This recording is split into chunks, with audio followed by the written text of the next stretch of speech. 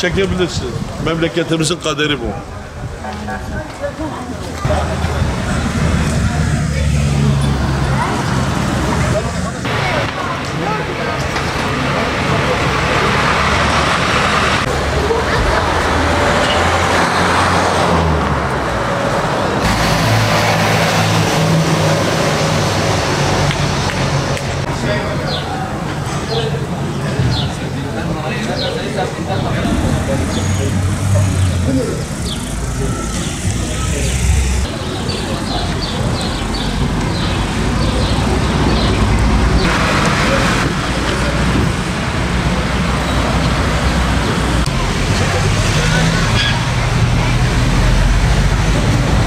Şu anda bizim yol çalışması geçen ayın 18'inde başladılar ve sözde bayram arifesine kadar bitireceklerdi.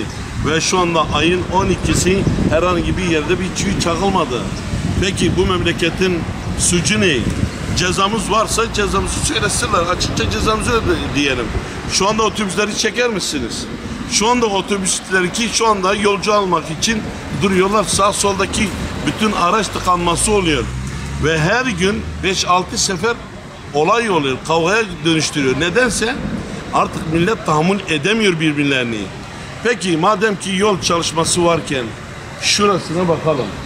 Madem ki yol çalışması var, neden bütün yollar kapanıyor? Şu anda 300 sıra, 400 sıra araç park ediliyor. Ve şu anda biz esnaf olarak iş yerimize geçmek istiyoruz. Artık utanıyoruz arkadaşlar deyip de gel aracınızı çekin biz girelim. Altyapı çalışması yaptı. Şimdi arkadaşlara tek tek göstereceğiz. Resimleri çekecek. Alt kanaldan çekildiği günden beri kokudan iş yerimizin önünde oturamıyoruz. Ve şu anda bütün loğarlar hepsi patlamış. Peki Marsu nerede? Tedaş nerede? Doğalgaz nerede? Peki bu ilçenin hiç duyarlı bir vatandaşımız yok mu? Birlik beraberlikte olalım diye herkes çekiniyor. Bana dokunmayan yılana bin yaşasın. Peki bu yol sonucu ne olacak?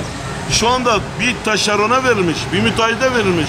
Şu anda her taşeronda 2 tane işçisi çalışıyor. Peki 1 kilometre bir ay mı geçiyor? Nereye gidersen git 3 günde bu yol çalışması yapıp biter. Ve şu anda ilçemizde büyük su sıkıntısı var. Loğarlarımız patlamış. Ve şu anda suyun faturası da tonu 20 TL yapılmış. Nereye kadar? Ve vatandaş baya bir kan ağlıyor.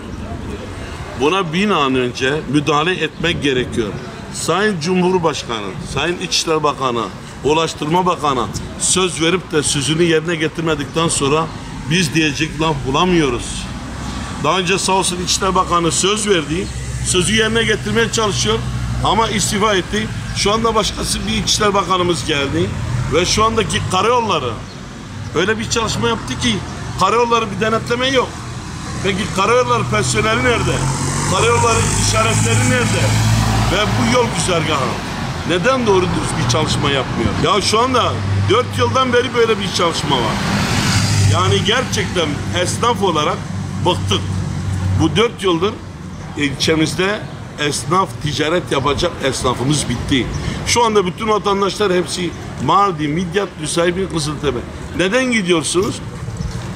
Yolunuz yüzünden gidiyoruz. Kusura bakmayın. Aracımızı park etmeye yer bulamıyoruz.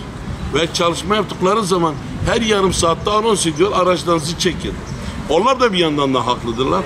Zaten Ramazan ayında, bu Kurban Bayramı'nda Allah çok şükür Ömerli esnafı olarak kan ağlıyor. Bu yolun amacı gidiş geliş doğrudur. Bu taraf Midyat'a giden, öbür yolsa Mardin'e gider. Görüyorsunuz.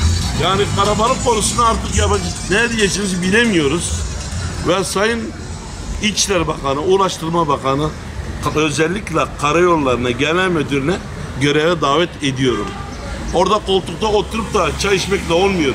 Halkını dinlemeye gelin. Vatandaşımızı desteklemeye gelin. Bir sivil toplum kuruluşu başkanı olarak ben elimden geleni yapmaya çalışıyoruz. Ama inşallah sesimizi duyurmaya başlayacağız. Sağ olsun İçişleri Bakanı Hoptepesi aydınlatması için Vali Bey ile birlikte söz verdiler. Bir 15 günde bitirdiler. Ve Hoptepesi Ömerli arasında yol çalışması söz verdiler. Yine çalışması yapıyorlar. Ama alan müteahhitler işi rantlıya vuruyorlar. Geç çalışıyorlar. Peki madem Köftebesi ile 15 günde bitiriyorlarsa 1 kilometreyi neden 3 ay kalıyor? Ne zamana kadar? Daha her gün kazalara maruz kalıyoruz. Ben esnaf olarak iş yerimden artık zevk kalmadı bizde. İşte zevk kalmadı. Neden? İşlerimizin içine giren tozlar, kaldırımlar bize ve kanalizasyon pisliklerinden oturamıyoruz yani. Sayın Cumhurbaşkanımıza, İçişleri Bakanımıza, Sayın Ulaştırma Bakanı, Karayolları Genel Müdürümüze göreve davet ediyorum. Bu yolu bir an önce yapıp bitirilmesini talep ediyoruz.